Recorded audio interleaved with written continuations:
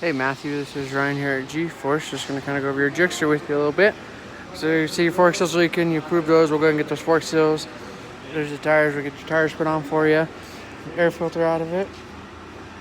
There's your air filter, so we'll go ahead and replace that for you.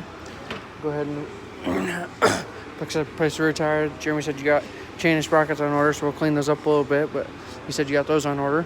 Went ahead and ripped out all those lights that were in the inner fairings.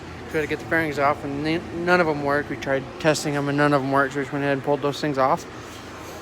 Coolant's full, radiator's full. This is actually a little low, nothing crazy. Just, you can see mark, it's right below it, so we'll just top it off a little bit. I don't see any oil leaks or anything like that. The only thing we did see is for an oil leak, no major oil leak. The only thing we did see for an oil leak is this drain plug here. I'll show you.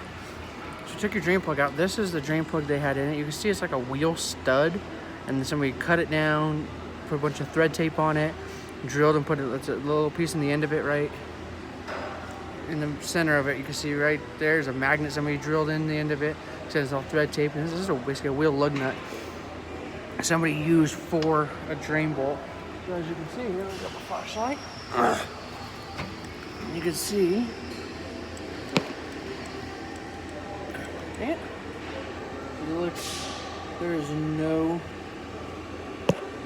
You can see there's no threads left in that drain where it goes into the oil pan.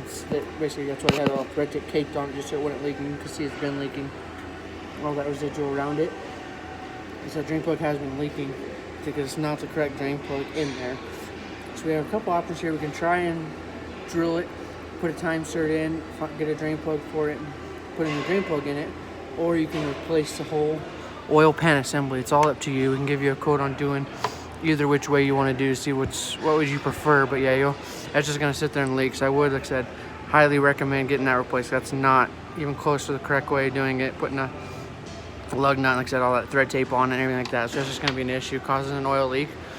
So we'll go ahead and then we'll cut your levers off too.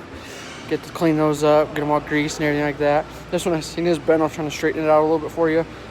Grind the end down so it's not so sharp. Brake lever here, you can see. Get that cleaned up for you. I did notice on your airbox also, we'll go ahead and take it off and put plugs in it while we're here, but I did notice, you can see right here that it's not pushed. None of them are pushed.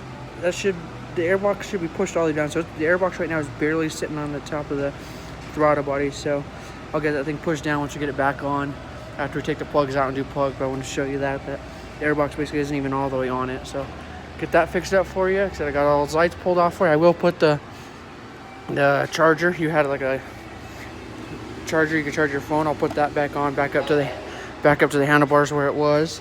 So like I said, we'll give you an option on doing the oil pan or time certain it and get this thing all serviced up for you and get you going on the road. Thanks, every day.